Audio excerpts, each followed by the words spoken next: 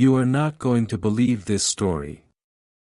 But it is a true story, as true as I sit here writing it, as true as I will die in the morning. Yes, this story ends with my end, with my death tomorrow. I have always been a kind and loving person. Everyone will tell you this. They will also tell you that I have always loved animals more than anything. When I was a little boy, my family always had many different animals round the house. As I grew up, I spent most of my time with them, giving them their food and cleaning them. I married when I was very young, and I was happy to find that my wife loved all of our animal friends as much as I did. She bought us the most beautiful animals. We had all sorts of birds, goldfish, a fine dog and a cat. The cat was a very large and beautiful animal. He was black all over, and very intelligent. He was so intelligent that my wife often laughed about what some people believe. Some people believe that all black cats are evil, enemies in a cat's body. Pluto, this was the cat's name, was my favorite. It was always I who gave him his food, and he followed me everywhere. I often had to stop him from following me through the streets. For years, he and I lived happily together, the best of friends. But during those years I was slowly changing. It was that evil enemy of man called drink who was changing me. I was not the kind, loving person people knew before. I grew more and more selfish. I was often suddenly angry about unimportant things. I began to use bad language, most of all with my wife. I even hit her sometimes. And by that time, of course, I was often doing horrible things to our animals. I hit all of them but never Pluto. But, my illness was getting worse. Oh yes, drink is an illness. Soon I began to hurt my dear Pluto too. I remember that night very well. I came home late, full of drink again. I could not understand why Pluto was not pleased to see me. The cat was staying away from me.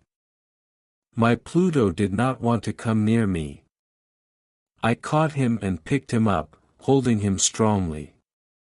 He was afraid of me and bit my hand.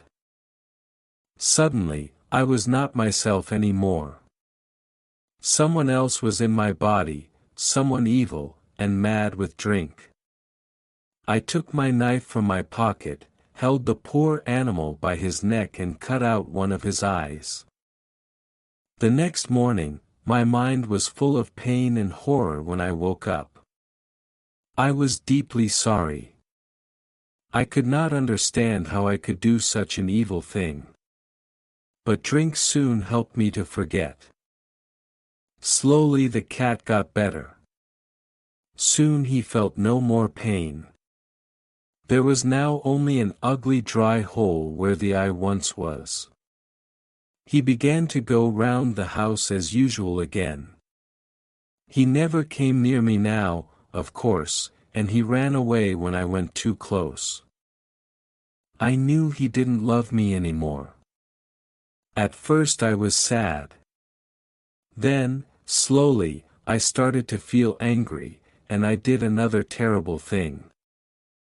I had to do it. I could not stop myself. I did it with a terrible sadness in my heart because I knew it was evil. And that was why I did it. Yes. I did it because I knew it was evil. What did I do? I caught the cat and hung him by his neck from a tree until he was dead. That night I woke up suddenly. My bed was on fire. I heard people outside shouting, "Fire! Fire!" Our house was burning. I, my wife and our servant were lucky to escape. We stood and watched as the house burned down to the ground. There was nothing left of the building the next morning. All the walls fell down during the night, except a wall in the middle of the house. I realized why this wall did not burn, because there was new plaster on it. The plaster was still quite wet. I was surprised to see a crowd of people next to the wall. They were talking, and seemed to be quite excited. I went closer and looked over their shoulders. I saw a black shape in the new white plaster. It was the shape of a large cat, hanging by its neck. I looked at the shape with complete horror. Several minutes passed before I could think clearly again. I knew I had to try to think clearly. I had to know why it was there. I remembered hanging the cat in the garden of the house next door. During the fire the garden was full of people. Probably, someone cut the dead cat from the tree and threw it through the window to try and wake me. The falling walls pressed the animal's body into the fresh plaster. The cat burned completely, leaving the black shape in the new plaster. Yes, I was sure that was what happened. But I could not forget that black shape for months. I even saw it in my dreams. I began to feel sad about losing the animal. So I began to look for another one. I looked mostly in the poor parts of our town where I went drinking. I searched for another black cat, of the same size and type as Pluto. One night, as I sat in a dark and dirty drinking house, I noticed a black object on top of a cupboard, near some bottles of wine. I was surprised when I saw it that I looked at those bottles a few minutes ago, I thought, and I am sure that object was not there before. I got up, and went to see what it was. I put my hand up, touched it, and found that it was a black cat, a very large one, as large as Pluto. He looked like Pluto too in every way but one. Pluto did not have a white hair anywhere on his body. This cat had a large white shape on his front. He got up when I touched him, and pressed the side of his head against my hand several times. He liked me. This was the animal I was looking for. He continued to be very friendly, and later, when I left, he followed me into the street. He came all the way home with me. We now had another house and came inside. He immediately jumped up onto the most comfortable chair and went to sleep. He stayed with us, of course. He loved both of us, and very soon he became my wife's favorite animal. But, as the weeks passed, I began to dislike the animal more and more. I do not know why, but I hated the way he loved me.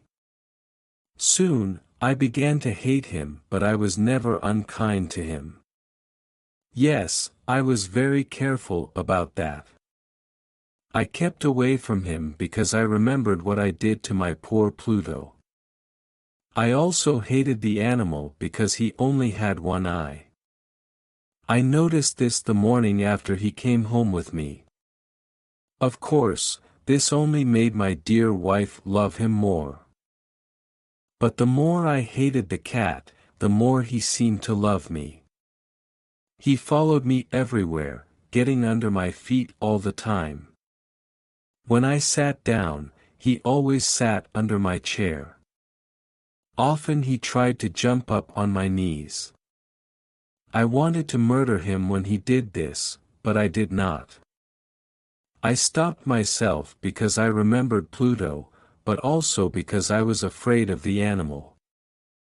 How can I explain this fear? It was not really a fear of something evil. But then how else can I possibly describe it? Slowly, this strange fear grew into horror. Yes, horror. If I tell you why, you will not believe me. You will think I am mad. Several times, my wife took the cat and showed me the white shape on his chest. She said the shape was slowly changing. For a long time I did not believe her, but slowly, after many weeks, I began to see that she was right. The shape was changing. Its sides were becoming straighter and straighter. It was beginning to look more and more like an object. After a few more weeks, I saw what the shape was. It was impossible not to see.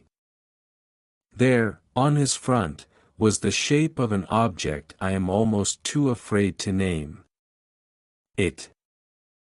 There, on the cat's front was the shape of that terrible machine of pain and death, the gallows. It was that terrible machine of pain and death, yes, the gallows. I no longer knew the meaning of happiness, or rest. During the day, the animal never left me. At night he woke me up nearly every hour. I remember waking from terrible dreams and feeling him sitting next to my face, his heavy body pressing down on my heart. I was now a very different man. There was not the smallest piece of good left in me. I now had only evil thoughts, the darkest and the most evil thoughts. I hated everyone and everything, my dear wife too. One day she came down into the cellar with me to cut some wood. We were now too poor to have a servant, of course. The cat followed me down the stairs and nearly made me fall. This made me so angry, that I took the axe and tried to cut the animal in two. But as I brought the axe down, my wife stopped my arm with her hand. This made me even more angry, and I pulled her hand away from my wrist, lifted the tool again, brought it down hard and buried it in the top of her head. I had to hide the body. I knew I could not take it out of the house. The neighbors noticed everything. I thought of cutting it into pieces and burning it. I thought of burying it in the floor of the cellar. I thought of throwing it into the river at the end of the garden. I thought of putting it into a wooden box and taking it out of the house that way. In the end, I decided to hide the body in one of the walls of the cellar. It was quite an old building, near the river, so the walls of the cellar were quite wet and the plaster was soft. There was new plaster on one of the walls, and I knew that underneath it the wall was not very strong. I also knew that this wall was very thick. I could hide the body in the middle of it. It was not difficult. I took off some plaster, took out a few stones and made a hole in the earth that filled the middle of the wall.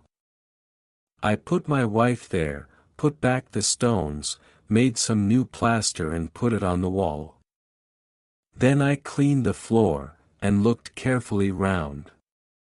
Everything looked just as it did before. Nobody would ever know. Next, I went upstairs to kill the cat. The animal was bringing me bad luck. I had to kill it. I searched everywhere, but I could not find him. I was sure it was because of my wife's murder. He was too clever to come near me now. I waited all evening, but I did not see the evil animal. He did not come back during the night either. And so, for the first time in a long time, I slept well. When I woke up the next morning, I was surprised to see that the cat still was not there. 3 days passed, and there was still no cat. I cannot tell you how happy I began to feel. I felt so much better without the cat. Yes, it was he who brought me all my unhappiness. And now, without him, I began to feel like a free man again. It was wonderful. No more cat. Never again. Several people came and asked about my wife, but I answered their questions easily. Then, on the fourth day, the police came. I was not worried when they searched the house. They asked me to come with them as they searched. They looked everywhere, several times. Then they went down into the cellar. I went down with them, of course. I was not a bit afraid. I walked calmly up and down, watching them search. They found nothing, of course, and soon they were ready to go. I was so happy that I could not stop talking as they went up the stairs. I did not really know what I was saying. Good day to you all, dear sirs. I said, yes, this is a well-built old house, isn't it? Yes, a very well-built old house. These walls, are you going, gentlemen? These walls are strong, aren't they? I knocked hard on the part of the wall where my wife was. A voice came from inside the wall, in answer to my knock. It was a cry, like a child's. Quickly, it grew into a long scream of pain and horror. I saw the policemen standing on the stairs with their mouths open. Suddenly, they all ran down in a great hurry and began breaking down the wall. It fell quickly, and there was my wife, standing inside. There she was, with dried blood all over her head, looking at them. And there was the cat, standing on her head, his red mouth wide open in a scream, and his one gold eye shining like fire. The clever animal. My wife was dead because of him, and now his evil voice was sending me to the gallows.